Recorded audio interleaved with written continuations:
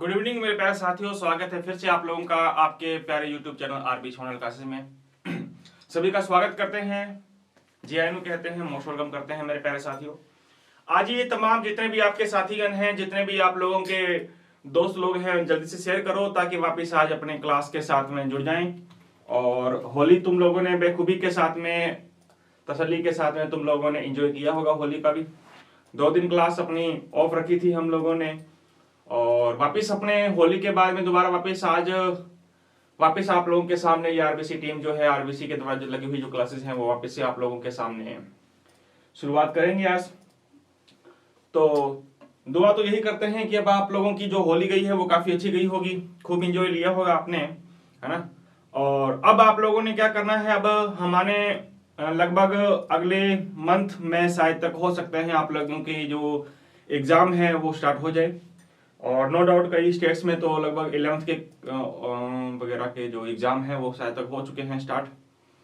तो अपने राजस्थान में भी लगभग हो सकता है नेक्स्ट मंथ अप्रैल में अपने भी एग्जाम शुरू हो जाएंगे। और पहले तो ये बोर्ड के एग्जाम की शुरुआत होगी फर्स्ट वीक अप्रैल में, और फिर 8वीं क्लास के बोर्ड और 5th क्लास के बोर्ड के साथ साथ में आप लोगों के एग्जाम भी क्या हो जाएंगे, स्टार्ट हो जाएंगे। तो अब आगे कोई त्योहार नहीं आने वाला है बेटा जी। अब आप लोगों को क्या करना है, लगभग 1 महीना मान करके चलिए। आज जैसे आज होगी हमारी कितनी तारीख होगी, आज जैसे 19 तारीख होगी हमारी, है ना। तो नेक्स्ट आगे 19-20 अप्रैल को मतलब एग्जामिनेशन के बारे में आप लोगों के सामने पूरा ब्यौरा आ जाएगा। तो पूरा 1 महीना मान करके चलो आपके पास में लगभग है ना एग्जामिनेशन का। तो अब आप लोग बस जोरों शोरों के साथ में आप लोग लगे रहो, और जो तुम लोगों ने चैप्टर्स कर लिए गए हैं, है ना, उन चैप्टर्स को दोबारा वापस रिवाइज करो। और ये अपना जो चैप्टर बच रहा है हमारे, इसको अपने जल्दी ही फिनिश कर देंगे। और फिनिश करने के बाद में कुछ क्वेश्चंस जो हैं वो क्वेश्चंस आप लोगों के लिए लेकर के आएंगे, इंपॉर्टेंट क्वेश्चंस। चलिएगा शुरुआत करते हैं मेरे प्यारे साथियों। पिछली क्लास में अगर आपको याद है तो हम लोगों ने डिस्कस किया था, कुछ डेफिनेशंस डिस्कस की थी, है ना। और डेफिनेशंस के बाद में हमने इस टॉपिक को स्टार्ट करना था लॉ ऑफ थर्मोडायनेमिक्स के बारे में। उष्मागतिकी के नियमों के बारे में अपने 1 बाय 1 अपने क्या करेंगे, स्टार्ट करेंगे, एक एक करके अपने उष्मागतिकी के नियम जो हैं वो डिस्कस करने हैं अपने को, है ना। तो आइएगा। तो उष्मागतिकी के वैसे तो बेटा जी जनरली ये 4 नियम है जिनके बारे में हमको पढ़ना है, और बुक के अंतर्गत जो दे रखे हैं वो जैसा भी दे रखा है वैसा दे रखा है, लेकिन अपने तीनों चारों नियमों को अपने एक्सप्लेन करेंगे तसल्ली के साथ में। तो आइए सबसे पहले बात करते हैं अपने थर्मोडायनेमिक का। फर्स्ट लॉ हमारा स्टार्ट हो रहा है जेलोट, यानी कि जीरो लॉ ऑफ थर्मोडायनेमिक। एक एक करके अपने सारे के सारे जो ये लॉ है वो सारे के सारे पढ़ेंगे। अपने क्वेश्चंस आप लोगों के बनते हैं बेटा जी, जनरली क्वेश्चन आप लोगों का जो ये है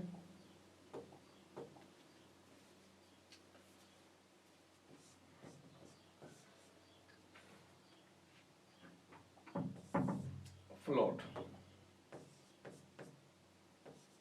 चलो ठीक है। जनरली क्वेश्चन आप लोगों का इन दोनों क्वेश्चंस पे टॉपिक पे प्रश्न बनेगा हमारा, फर्स्ट लॉ और सेकंड लॉ, है ना। वैसे पूछा तो जाओ, जीरो लॉ पूछा जाता है। चलिए एक एक करके अपने लेकर के चलते हैं। तो बात करते हैं पहले बेटा जी जेलोट के बारे में, यानी कि जीरो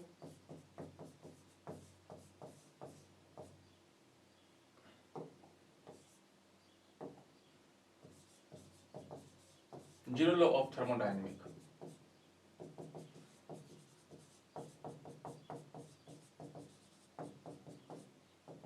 उष्मागतिकी का शून्य नियम।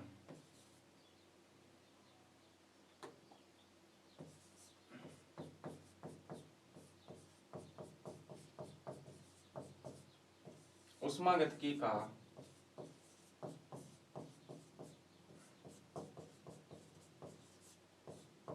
शून्य नियम, ठीक है। इसके बारे में पढ़ेंगे अपने आप। क्या कहता है शून्य नियम, बहुत छोटा सा है, ज्यादा अपने इसके बारे में कोई डेरिवेशन वगैरह नहीं है हमारा। हम डेरिवेशन आप लोगों को चैप्टर क्या सॉरी फर्स्ट लॉ में अपने को मिलेगा कुछ, और डेरिवेशन अपने सेकंड लॉ में अपने को कुछ मिलेगा। तो जीरो लॉ पे ज्यादा अपने को डेरिवेशन वगैरह नहीं है ना, बस थोड़ी देर की इसकी अपनी तो जीरो लॉ ऑफ थर्मोडायनेमिक क्या कहता है हमारा, जीरो लॉ हमारा थर्मोडायनेमिक क्या कहता है, मान लीजिए बेटा जी आपके सामने ये कोई वस्तु है, जैसे ये मान लीजिए ये कोई एक वस्तु है, ठीक है ना, और एक दूसरी वस्तु तुम लोगों ने इधर ले ली, ले लीजिए ये सेकंड, दो वस्तु है। अगर बात करें मेरे प्यारे साथियों इसके टेम्परेचर की, तो इसका जो टेम्परेचर है मान लीजिए वो टेम्परेचर मान लेते हैं अपने कितना डिग्री, 70 डिग्री सेल्सियस मान लिया। अच्छा इस वस्तु का अगर टेम्परेचर की अपने बात करें तो मान लो इसका टेम्परेचर है बेटा जी 100 डिग्री, ठीक है ना, 100 डिग्री सेल्सियस। जस्ट ये हम लोगों ने एक्सप्लेन करने के लिए, समझने के लिए अपने इस ऐसा माना है। तो दो वस्तुएं हैं, एक तो ये है हमारे पास जिसका टेम्परेचर है बेटा जी 100 डिग्री सेल्सियस, और एक हमारे पास में ये है जिसका टेम्परेचर है 70 डिग्री सेल्सियस। दोनों का टेम्परेचर क्या दिख रहा है, अलग अलग दिख रहा है। अब अपने क्या करते हैं, अब इन दोनों को अपने आपस में कनेक्ट कर देते हैं, दोनों को आपस में मिला दो। अब दोनों को आपस में कॉन्टेक्ट कर दो। तो जब इसका इन दोनों को अपने आपस में संपर्क कर दिया, दोनों का अपने लोगों ने क्या कर दिया, कांटेक्ट कर दिया, तो कांटेक्ट करने पर क्या होगा, कांटेक्ट करने पर क्या है, इसका टेम्परेचर ज्यादा है तो इसकी हीट धीरे धीरे धीरे धीरे इसके पास आती रहेगी, है नहीं।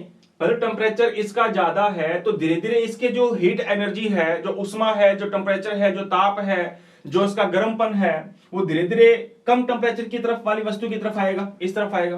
कब तक आएगा, तब तक आता रहेगा जब तक कि दोनों का टेम्परेचर क्या ना हो जाए बेटा जी, इक्वल ना हो जाए, दोनों का ताप समान ना हो जाए। तो शून्य गति का नियम क्या कहता है, ये उष्मा गतिकी का शून्य नियम कहता है कि अगर दो वस्तुओं को जिनका टेम्परेचर अलग अलग है, अगर हम इन दोनों को आपस में संपर्क में ले आए, कॉन्टेक्ट में ले आए, तो इनमें ऊर्जा का आदान प्रदान चलता रहता है, तब तक चलता रहेगा जब तक कि इन दोनों वस्तुओं का ताप क्या ना हो जाए, एक समान ना हो जाए। इसी को हम लोग क्या कहते हैं बेटा जी, उष्मा गतिकी का शून्य नियम कहते हैं। बात आई समझ में, दोबारा वापस रिपीट कर रहा हूं। कोई भी ऐसी थिंग्स जिनका टेम्परेचर अलग अलग हो, कोई भी ऐसा मैटर जिनका सब्सटेंस ले लो, मैटर ले लो, कोई भी पदार्थ ले लो जिनका टेम्परेचर क्या है बेटा, अलग अलग है ना, एक का टेम्परेचर लो है तो दूसरे का टेम्परेचर हाई है। अब इन दोनों को अपने क्या कर देते हैं, कॉन्टेक्ट में लेकर के आते हैं। तो इन दोनों को जब आपस में कॉन्टेक्ट में लेकर के आते हैं तो जो एनर्जी है, जो हीट एनर्जी है, जो उष्मा ऊर्जा है, वो क्या होता रहेगा, इनके बीच में ट्रांसफर होता रहेगा। ये ट्रांसफर कब तक होता रहेगा, ये लो हीट से हाई हीट की तरफ होगा या हाई हीट से लो हीट की तरफ होगा। तो याद रखना, जिसका टेम्परेचर ज्यादा है, उच्च है, उधर से लो टेम्परेचर की तरफ, लो हीट की तरफ ये ट्रांसफर होगा। और ये ट्रांसफर कब तक होगा, तब तक होता रहेगा जब तक कि इन दोनों वस्तुओं का जो टेम्परेचर है बेटा जी वो क्या ना हो जाए, इक्वल ना हो जाए, समान ना हो जाए। इसी नियम को अपने क्या कहते हैं, उष्मागतिकी का शून्य नियम। बात समझ आ गई क्या? अगर आगे है तो बेटा जी मैं आप लोगों को इसकी थ्योरी अगर अपने लिखना चाहे तो क्या लिखेंगे, उष्मागतिकी के शून्य नियम के अनुसार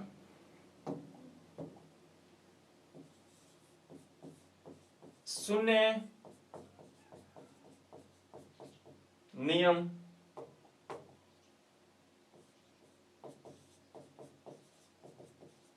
के अनुसार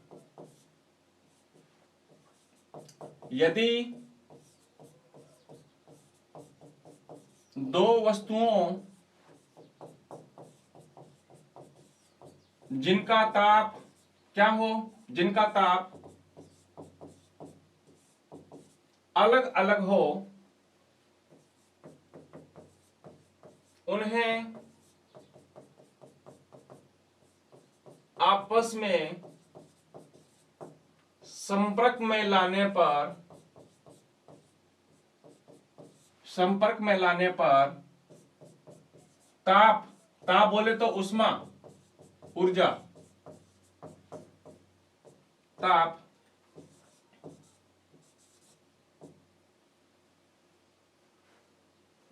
उच्च से निम्न ताप की तरफ स्थानांतरण होता रहता है जब तक कि इन दोनों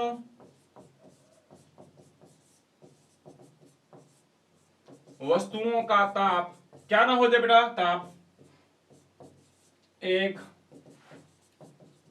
समान न हो जाए। इसी नियम को अपने क्या कहते हैं, ऊष्मागतिकी का शून्य नियम कहते हैं, zero law of the thermodynamics कहते हैं। आप लोग वस्तु लो, कोई भी पदार्थ लो, कोई भी सब्सटेंस लो जिनका टेम्परेचर अलग अलग है ना, अगर इन दोनों को अपने कॉन्टेक्ट में लेकर के आए तो हीट एनर्जी ट्रांसफर होगी हमेशा हाई हीट एनर्जी से लो हीट एनर्जी की तरफ, और ये ट्रांसफर कब तक होगा, तब तक चलता रहेगा बेटा जी जब तक कि दोनों का ताप क्या ना हो जाए, दोनों का टेम्परेचर इक्वल ना हो जाए। ये हमारा नियम था, कौन सा, ऊष्मागतिकी का शून्य नियम। आगे बात समझ में, बस इतना सा ही आप लोगों ने यह याद रखना है, प्रश्न सीधा आएगा, ऊष्मागतिकी का शून्य नियम क्या कहता है। तो ऊष्मागतिकी का शून्य नियम कहता है कि टेम्परेचर हमेशा हाई से लो की तरफ ट्रांसफर होगा, या हीट हमेशा हाई से लो की तरफ ट्रांसफर होगी, और कब तक ट्रांसफर होती रहेगी, अगर दोनों वस्तुओं को हमने अपने संपर्क में लाया है तो इन दोनों का टेम्परेचर जब तक कि समान ना हो जाए, ये हीट तब तक क्या होती रहेगी बेटा जी, ट्रांसफर होती रहेगी। तो मेरे ख्याल से ज्यादा इतना इंपॉर्टेंट नहीं है हमारा जीरो लॉ, आप लोगों को समझ में आ गया होगा, बस थोड़ी थोड़ी आप लोगों ने इसकी याद रखनी है। अब आगे बात आती है अपनी, जो हम लोगों ने डिटेल से पढ़ना है फ्लोट के बारे में, जिसके बारे में कुछ न्यूमेरिकल्स बनते हैं हमारे, और न्यूमेरिकल्स के अलावा कई सारी चीजें इस पे बनेंगी हमारी। तो फ्लोट जो है, फर्स्ट लॉ ऑफ थर्मोडायनामिक्स जो है वो काफी बड़ा है हमारा, है ना, कई सारे टॉपिक अपने इसमें डिस्कस करेंगे। तो आइएगा शुरुआत करते हैं अपने फ्लोट क्या कहता है, फर्स्ट लॉ ऑफ थर्मोडायनामिक। जी हाँ, फर्स्ट लॉ ऑफ थर्मोडायनामिक,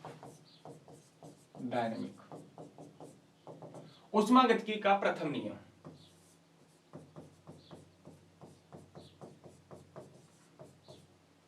ऊष्मागतिकी का प्रथम नियम क्या कहता है, ये फर्स्ट लॉ ऑफ थर्मोडायनामिक। हाँ आइएगा, फर्स्ट लॉ ऑफ थर्मोडायनामिक के अनुसार देखो बेटा जी, कुछ बातें अपने को याद रखनी है। ये जो फर्स्ट लॉ ऑफ थर्मोडायनामिक है हमारा, ये ऊर्जा के स्थानांतरण, या मैं कहूं ऊर्जा के परिवर्तन पे डिपेंड करता है ये, है ना। हाँ मतलब ये जो है, ये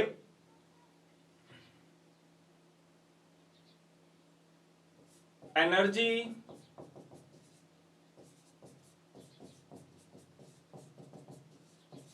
कंजर्वेशन लॉ भी इसको कहते हैं, क्या कहते हैं, it's also known as energy conservation law. इसे ठीक है ना, ऊर्जा परिवर्तन नियम भी कहते हैं, लिख लो, अलग से लिख देता हूं मैं,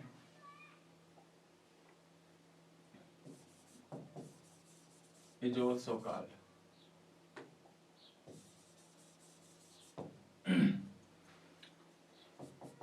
इसे क्या कहते हैं बेटा, ऊर्जा परिवर्तन का नियम भी कहते हैं। बात आ गई समझ में, ऊर्जा परिवर्तन का क्या कहते हैं, नियम कहते हैं इसका, ठीक है।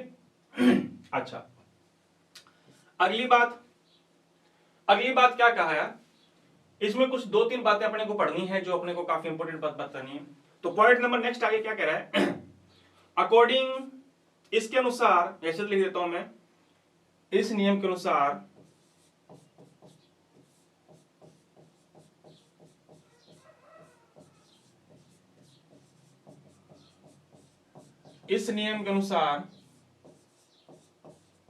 ऊर्जा को क्या नहीं कर सकते, न तो उत्पन्न किया जा सकता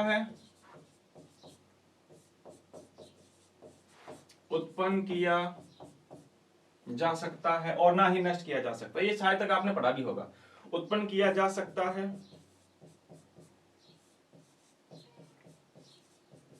और न ही नष्ट किया जा सकता है।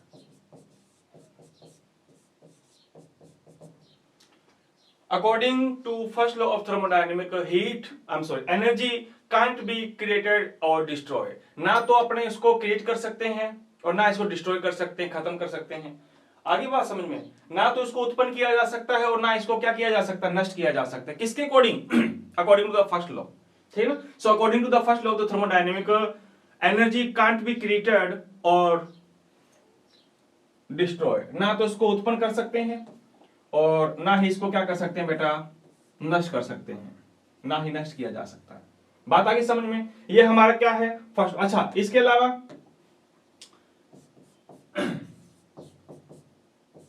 इसके अनुसार बोले तो फर्स्ट नियम के अनुसार है ना, इसके अनुसार ऊर्जा को नष्ट तो नहीं कर सकते आप और ना ही उत्पन्न कर सकते हो आप, लेकिन हाँ एनर्जी को एक स्टेट से दूसरे स्टेट या एक रूप से दूसरे रूप में, एक फॉर्म से दूसरे फॉर्म में क्या कर सकते हो, चेंज कर सकते हो आप, कन्वर्ट कर सकते हो। कन्वर्ट है ना, इसी कन्वर्ट की वजह से इसको हमने नाम दिया है एनर्जी कंजर्वेशन लॉ, है ना। तो इसके अनुसार ऊर्जा को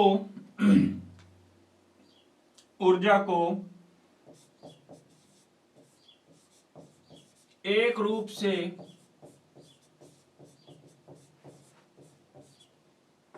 दूसरे रूप में परिवर्तन कर सकते हैं।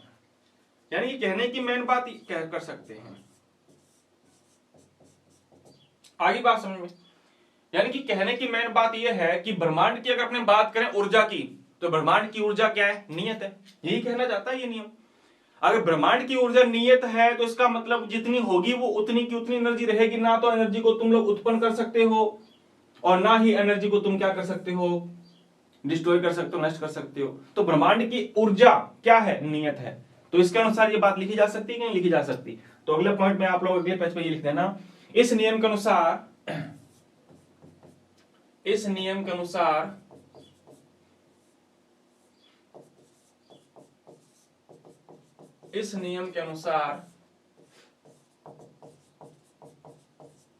ब्रह्मांड की ऊर्जा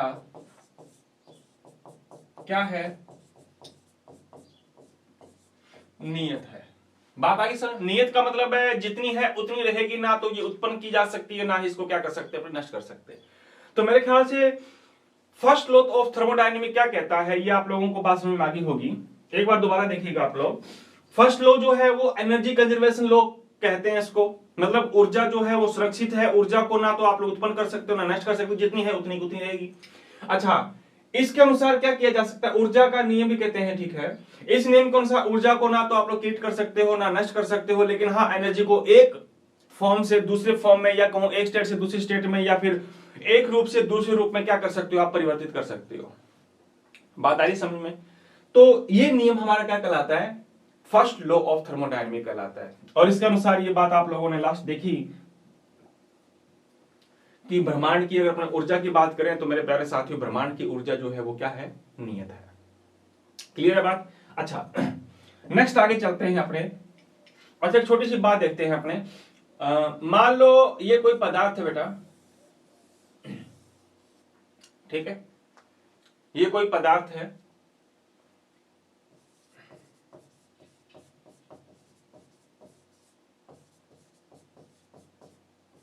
अच्छा, इस पदार्थ की एनर्जी मान लेते हैं अपने E1 इसकी एनर्जी है। कितनी है, E1 है इसकी एनर्जी, ठीक है ना। मैं रेड पेन से लिख देता हूं, ये लो। इसकी एनर्जी कितनी है, E1 मान लो, ठीक है ना। अच्छा, मैंने अब क्या किया, मैंने इसको दे दी कुछ हीट, ये लो, इसको दे दी मैंने Q उष्मा दे दी इसको मैंने। कितनी उष्मा दे दी बेटा, Q उष्मा मैंने इसको दे दी, ठीक है ना, प्लस Q उष्मा मैंने इसको दे दी, मतलब इसको गर्म कर दिया, टेम्परेचर दे दिया। तो अब मुझे बताओ, इस पदार्थ की अगर अपने बात करें तो अब इस पदार्थ की ऊर्जा कितनी होगी बेटा। अब इसकी ऊर्जा हो गई है E1 तो पहले थी, प्लस Q तुमने इसको क्या दे दिया, इस एनर्जी दे दी। अब इसकी टोटल ऊर्जा कितनी होगी, E1 प्लस Q।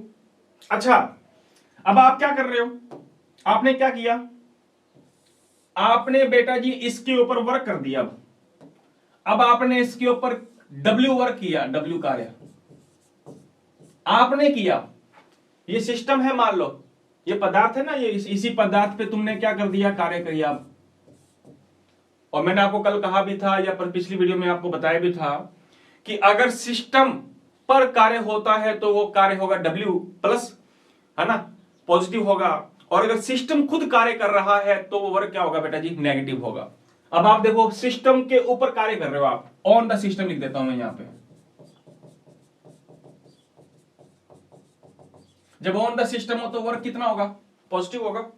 और बाय द सिस्टम होता तो वर्क किसमें आता बेटा, नेगेटिव में आता। अच्छा W वर्क तुमने कर दिया, अच्छा W वर्क तुमने कर दिया। अब मुझे बताओ इस पदार्थ की एनर्जी कितनी होगी। W वर्क इसके ऊपर हुआ है, इसके ऊपर, तो इसका मतलब वर्क इसमें इंक्लूड हो जाएगा। तो अब इसकी एनर्जी हो जाएगी बेटा E1 plus Q plus W। बात समझ आई कि नहीं आई। पहले एनर्जी कितनी थी इस पदार्थ की, E1। आपने इसको Q उष्मा दे दी, जब Q उष्मा दे दी तो अब इसकी एनर्जी होगी E1 प्लस Q। आपने W वर्क इसके ऊपर कर दिया, on the system W work आपने इसके ऊपर कर दिया, तो अब इसकी ऊर्जा कितनी होगी बेटा जी, Q प्लस W, ये आ गई। अच्छा मान लो यदि इसको मैं पूरे को E2 लिख दूं, E2 है ना, टोटल एनर्जी, ये लो E2 is equal to total energy. E2 इसकी टोटल एनर्जी मैंने कितनी मान ली, हाँ टोटल एनर्जी मान लिया आप लोगों ने E2, है ना। इसलिए क्या लिख सकते हैं,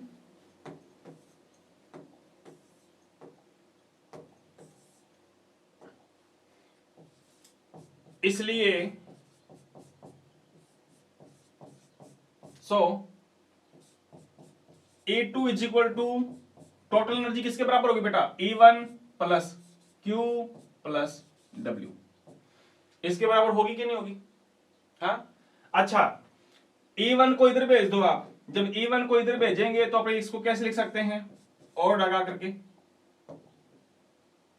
तो लिख सकते हैं अपने E2 माइनस, इधर ट्रांसफर कर दिया मैंने इसको, E1 बराबर में Q प्लस W। बात समझ में आई यहां तक, Q प्लस W। अच्छा E2 माइनस E1 को कैसे लिखा जा सकता है, E2 तो मैं एक बार यहां लिख देता हूं वापस वो समीकरण। E2 माइनस क्या था, E1 बराबर क्या था, Q प्लस W। ये था कि नहीं था, अरे बोलो यार। अच्छा E2 माइनस E1 को कैसे लिखा जा सकता है, E2 माइनस E1 को लिखा जा सकता है चूंकि डेल्टा E बराबर में क्या होता है बेटा जी, E2 माइनस E1 होता है कि नहीं होता। तो ये वैल्यू मैं यहां पे पुट करूं तो मेरे पास में समीकरण क्या बन जाएगी, delta E is equal to Q plus W। बात समझ में आई कि नहीं आई, अरे बोलो यार। अच्छा यदि यदि वर्क बाय द सिस्टम होता,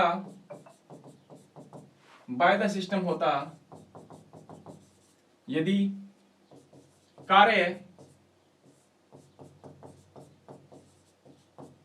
तंत्र द्वारा होता, अच्छा अगर कार्य कौन कर रहा है बेटा, अगर सिस्टम वर्क करता तो मेरे ख्याल से उस टाइम तो वर्क किस में आता बेटा, नेगेटिव होता है कि नहीं है। If work is done by the system, अगर कार्य मेरे प्यारे रसगुल्लो किसके अकॉर्डिंग होता, बाय द सिस्टम होता तो वर्क किसके अकॉर्डिंग होता, सॉरी वर्क किस में आता, नेगेटिव में आता कि नहीं आता। अच्छा नेगेटिव में आता तो अपने इसको क्या लिख सकते थे, तो अपने इसको ऐसे लिख सकते हैं, so delta E is equal to Q minus क्या आ जाता, W।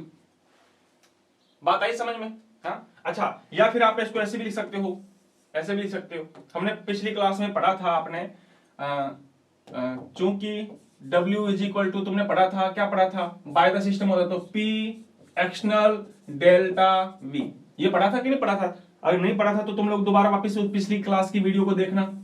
W is equal to minus P external pressure delta V, ये आया था। अगर वर्क बाय द सिस्टम होता तो, अगर बाय द सिस्टम होता तो मैं इसको क्या लिख सकता हूं, या मान लो समीकरण नंबर 1, सो फ्रॉम इक्वेशन 1, इसलिए इक्वेशन 1 के अनुसार आपने क्या लिख सकते हैं, delta E is equal to Q minus P external pressure delta V. लिख सकते हैं, लिख सकते हैं। अच्छा, डेल्टा वी की जगह अपने और भी लिख सकते हैं, लिख सकते हैं, क्या लिख सकते हैं, और delta E is equal to Q minus P external pressure V2 minus V1। ये वाला फॉर्मूला आ गया हमारे पास। यानी कि फर्स्ट लॉ ऑफ थर्मोडायनेमिक क्या कहता है? फर्स्ट लॉ ऑफ थर्मोडायनेमिक हमारा ये कहता है कि जो एनर्जी है, एनर्जी वो डिपेंड करती है कितनी ऊर्जा एब्जॉर्ब की गई है या कितनी एनर्जी रिलीज की गई है, और वर्क कितना हुआ है बाय द सिस्टम या ऑन द सिस्टम कितना हुआ है, उसके बारे में ये फर्स्ट लॉ हमारा क्या कहता है, थर्मोडायनेमिक कहता है। और उसके अकॉर्डिंग हम लोगों ने ये फॉर्मूला निकाला। इस फॉर्मूले को मैं एक बार वापस रिपीट कर रहा हूं बेटा। क्या था formula? Delta E is equal to Q minus P external pressure V2 minus V1, है ना। अच्छा, लिखना चाहो तो यह लिख सकते हैं अपने हेयर। डेल्टा ई क्या चीज है बेटा? हाँ, चेंजिंग एनर्जी, चेंजिंग एनर्जी, ऊर्जा परिवर्तन है, ऊर्जा परिवर्तन, ऊर्जा परिवर्तन। अच्छा, क्यू क्या चीज है? हीट, उष्मा है। अच्छा, पी एक्सटर्नल क्या चीज है? एक्सटर्नल प्रेशर है बेटा जी, एक्सटर्नल प्रेशर, बाह्य दाब है ये। अच्छा, V2 या V1 क्या चीज है? इनिशियल वॉल्यूम, प्रारंभिक आयतन है ये। अच्छा, V2 क्या चीज है? फाइनल वॉल्यूम, अंतिम आयतन है। तो इस फॉर्मूले पर बेटा जी आप लोगों के कुछ न्यूमेरिकल्स बनेंगे हमारे। कैसे न्यूमेरिकल्स बनेंगे आओ देखते हैं अपने। अभी ये वाला फॉर्मूला आप लोगों ने अच्छी तरह से ध्यान रखना है। अब इस पे आप लोगों के एक दो न्यूमेरिकल्स आप लोगों को दिया जा सकता है। कैसे दिया जा सकता है ये लीजिएगा।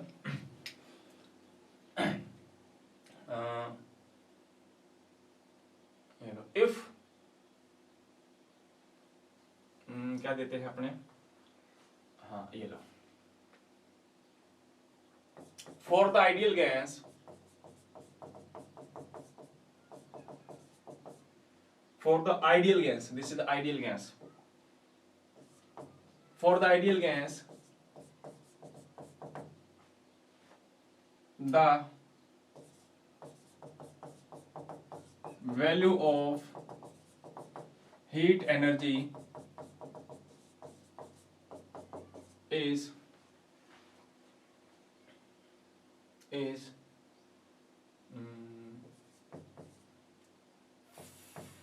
50 joule, so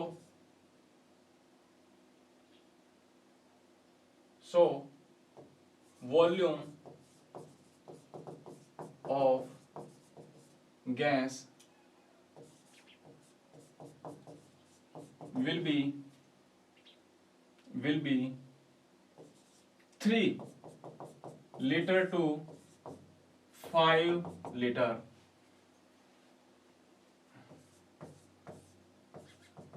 So calculate the work which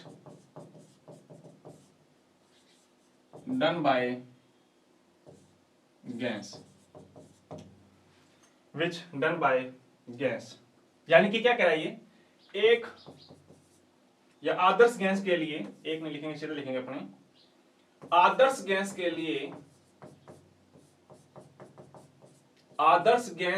लिए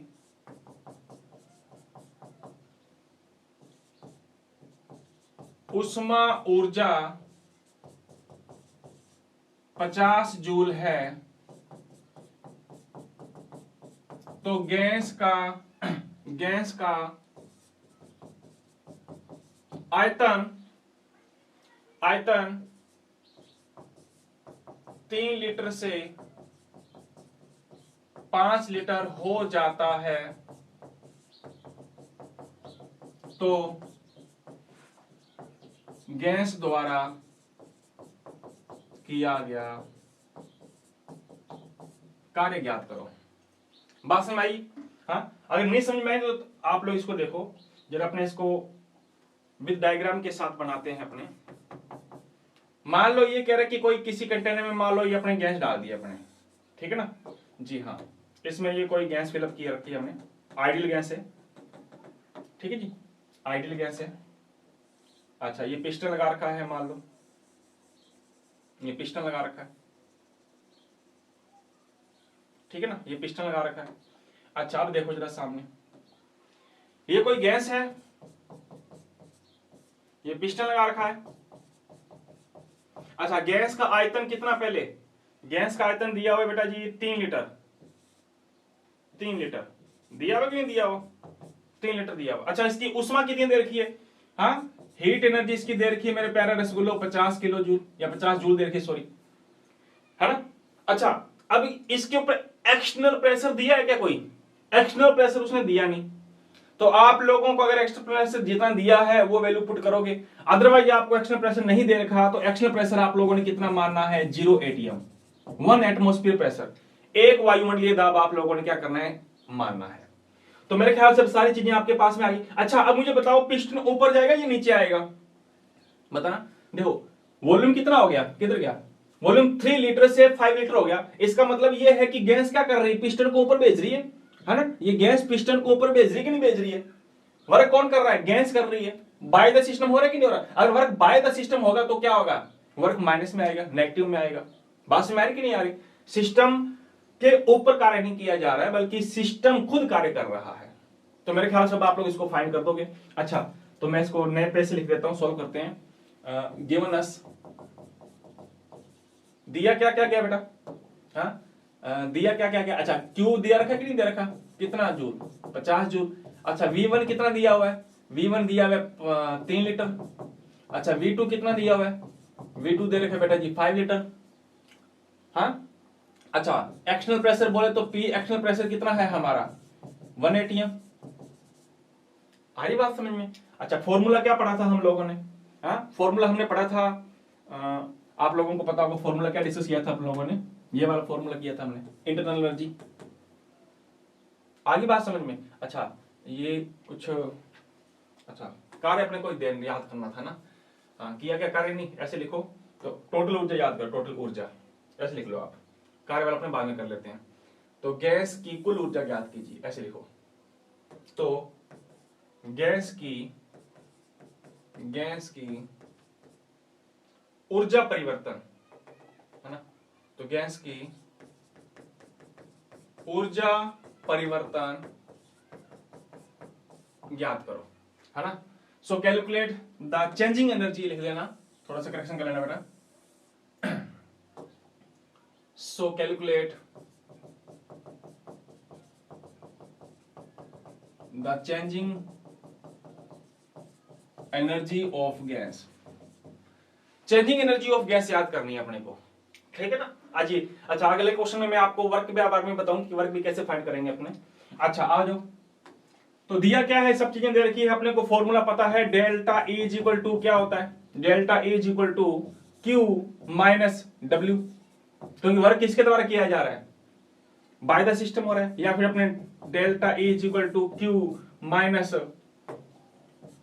P external pressure V2 minus V1, ये था या नहीं था। वैल्यूज पुट करो बेटा, ये लो वैल्यू पुट कर देते हैं। तो delta E is equal to, इसकी वैल्यू कितनी थी 50 जूल माइनस, अच्छा P एक्सटर्नल प्रेशर कितना दिया हुआ है 1 एटीएम, V2 कितना है, V2 है 5 लीटर माइनस 3 लीटर, ये तो है। हाँ, तो कितना आ जाएगा, delta E is equal to 50 joule minus, ये कितना आ जाएगा 1 एटीएम इंटू 2 लीटर, है ना। तो ये अपने यहां लिख देते हैं ये लोग, तो क्या आ जाएगा बेटा, delta E is equal to 50 joule minus इसको मल्टीप्लाई करो तो आ जाएगा बेटा 2 एटीएम लीटर। बात आई समझ में? अच्छा ये जूल में दे रखा है, ये 18 लीटर में दे रखा है, माइनस हो जाएगा क्या? माइनस नहीं होगा। तो पहले इसको भी जूल में चेंज कर लो, ये तो जूल में है ही, इसको जूल में चेंज करोगे तो चूंकि तुम्हें पता है बेटा जी 1 एटीएम लीटर है ना, 1 एटीएम लीटर किसके बराबर होता है बताया था आपको, 101.25 जूल के बराबर होता है। अगर 1 एटीएम लीटर 101.25 जूल के बराबर है तो ये वैल्यूज पुट करो वहां पे, तो क्या आ जाएगा हमारे पास, delta E is equal to 50 joule minus 2 into 101.25 joule. तो आ जाएगा delta E is equal to 50 joule minus कितना आ जाएगा, ये आ जाएगा 202.50 जूल, ये लो। अच्छा माइनस कर दो अब आप, तो माइनस कर देते हैं अपने 50 माइनस करना है अपने को, कितना आ जाएगा ये आ जाएगा 2, ये आ जाएगा हमारा 8, सॉरी ये आ जाएगा 5 और ये आ जाएगा 1, तो कितना आ जाएगा delta E is equal to minus का आ गया 152.50 जूल। तो उसमें चेंजिंग एनर्जी कितनी होगी मेरे प्यारे साथियों, उसमें चेंजिंग एनर्जी कितनी होगी, इतनी होगी। देखो एनर्जी किसमें आ रही माइनस, मतलब कार्य कौन कर रहा है, कार्य बाय द सिस्टम हो जा रहा है, ऑन द सिस्टम नहीं किया जा रहा है, बाय द सिस्टम किया जा रहा है। तो मेरे ख्याल से ऐसे क्वेश्चंस अगर आप लोगों के आएंगे तो आप लोग सोल्व कर लोगे, है या नहीं। तो कोई आइडियल गैस है, उसकी हीट एनर्जी इतनी दे रखी है आप लोगों ने और वॉल्यूम इतना दे रखा है, तो आप लोगों को क्या फाइंड करने के लिए पूछेगा, वो चेंजिंग एंथैल्पी या चेंजिंग सॉरी हीट एनर्जी पूछेगा आप लोगों से। तो ऐसे कर लोगे क्या, हाँ ऐसे। अच्छा चलो एक क्वेश्चन और दे देता हूं आपको मैं करने के लिए, ये लीजिए। किसी आदर्श गैस के लिए, किसी आदर्श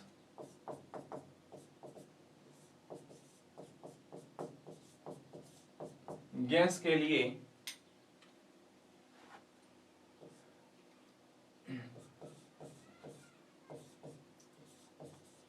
100 जूल ऊर्जा पर बाह्य दाब 10 एटीएम लगता है तो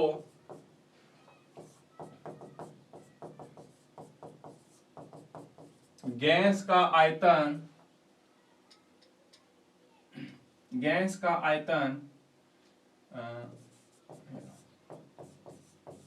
4 गुना बढ़ जाता है, तो आदर्श गैस के लिए ऊर्जा परिवर्तन कितना होगा। For the ideal gas the heat energy is 1000 joule and the external pressure is 10 atm, so the volume of gas become 4 times। तो गैस का वॉल्यूम कितना हो जाता है, 4 गुना हो जाता है। 4 गुना का मतलब पहले मान लो आपका 1 लीटर था, अब वॉल्यूम इंक्रीज होकर के कितना हो गया, 4 टाइम्स हो गया, 4 गुना हो गया। तो आपको क्या फाइंड करना है, आइडियल गैस के लिए हीट एनर्जी में कितनी चेंजिंग आएगी वो फाइंड करना है आपको। तो सॉल्व करते हैं अपने। अच्छा V1 दे रखा है क्या, V1 मान लेते हैं अपने 1 लीटर मान लेते हैं, है ना। अच्छा ये V2 कितना दे रखा है, V2 आप लोग मान लो बेटा जी 4 लीटर। अच्छा अगर ऐसा नहीं मानना चाहते तो आप ऐसा मान लो, V1 दे रखा है V और कितना हो जाता है, 4 गुना बोले तो 4V हो जाता है। आप ऐसे भी लिख सकते हो, कोई दिक्कत नहीं।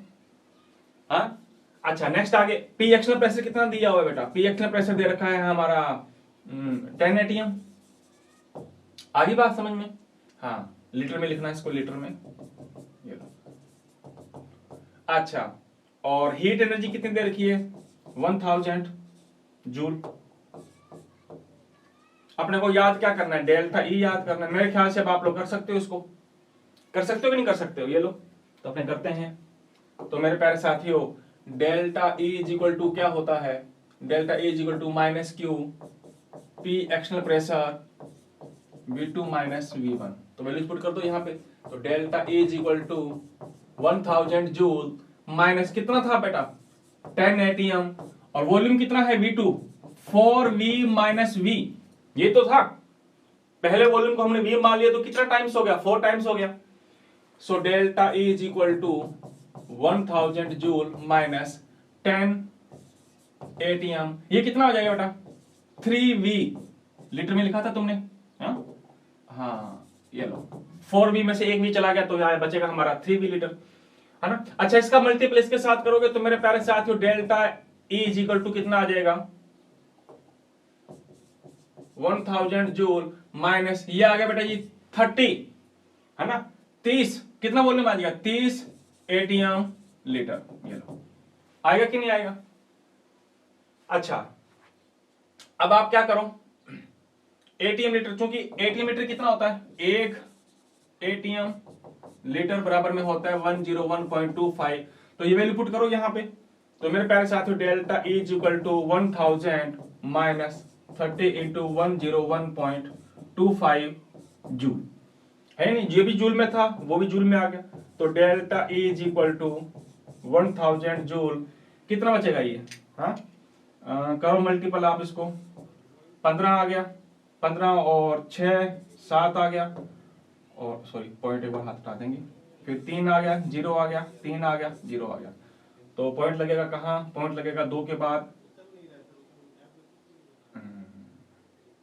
ये लो यहाँ लग जाएगा पॉइंट, ठीक है। तो कितना आ गया ये, अच्छा इसमें से इसको माइनस करेंगे तो delta E is equal to कितना आएगा लगभग 2037.50, ये लो यहाँ पे जूल माइनस में। तो इस प्रकार से आप लोग इसकी क्या कर सकते हो changing heat energy, sorry changing energy, जो ऊर्जा में परिवर्तन आया है वो आप क्या कर सकते हो फाइंड कर सकते हो। बात आ गई समझ में, मेरे ख्याल से आप ऐसी वैसी जो चीजें हैं वो कर सकते हो, कोई दिक्कत नहीं है। एक क्वेश्चन दे दूं आपको जाते जाते, लो एक क्वेश्चन आपको करने के लिए दे रहा हूं मैं, लो किसी आदर्श गैस के लिए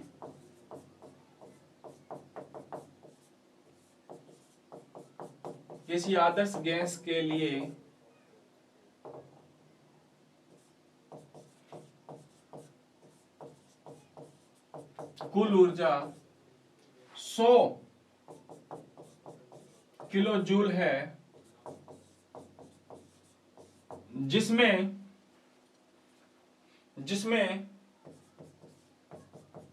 40 किलो जूल ऊर्जा का उपयोग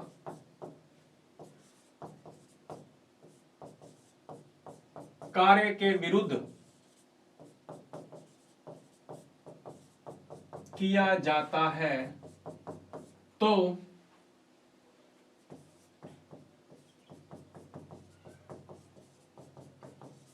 ऊर्जा परिवर्तन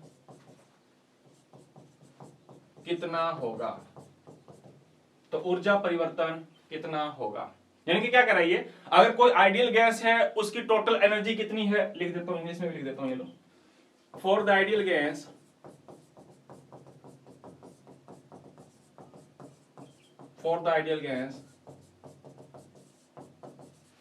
the total heat energy is 100 kilojoule if 40 kilojoule energy used for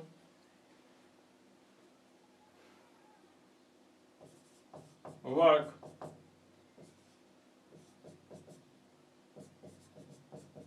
by the system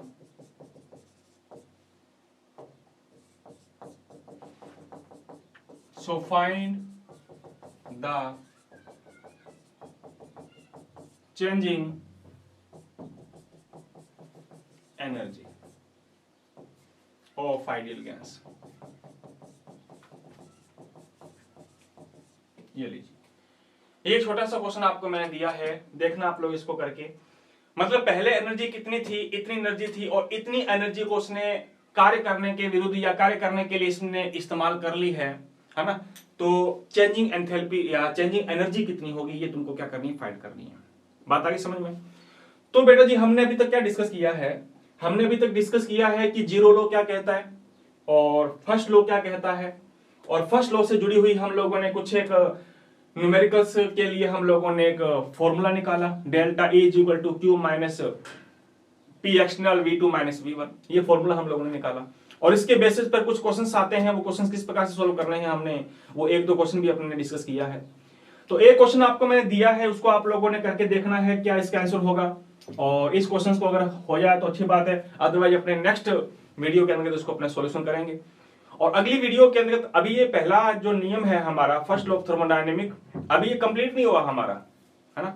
next video के अंतर्गत अपने इससे जुड़ी हुई जो कुछ रिएक्शंस हैं, इससे जुड़े हुए कुछ न्यूमेरिकल्स हैं, वो और ज्यादा अपने डिस्कस करेंगे अगली वीडियो में। तो अगली वीडियो में आप लोगों को आना है जरूर, क्योंकि अगली वीडियो में भी और भी अपने जो न्यूमेरिकल्स, अभी तो न्यूमेरिकल की शुरुआत हुई है बेटा, है ना। इस चैप्टर में बहुत सारे न्यूमेरिकल्स बनते हैं, और वादा ये रखेगा कि आप लोगों ने थर्मोडायनेमिक जब चैप्टर पूरा कंप्लीट कर लिया होगा, है ना, तो आप लोगों को इस चैप्टर में से कोई भी न्यूमेरिकल अगर आप लोगों के पास में आता है तो आप लोग आसानी से इजीली उसको क्या कर दोगे, सोल्व कर दोगे।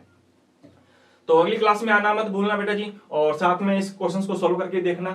तो आशा करते हैं अच्छी रहेगी और आप लोगों की वीडियो, और अगली वीडियो में आप लोग ज्यादा से ज्यादा आओगे। तो मिलते हैं अपने नेक्स्ट वीडियो के अंतर्गत, और आज के लिए इतना ही। जय हिंद, जय भारत।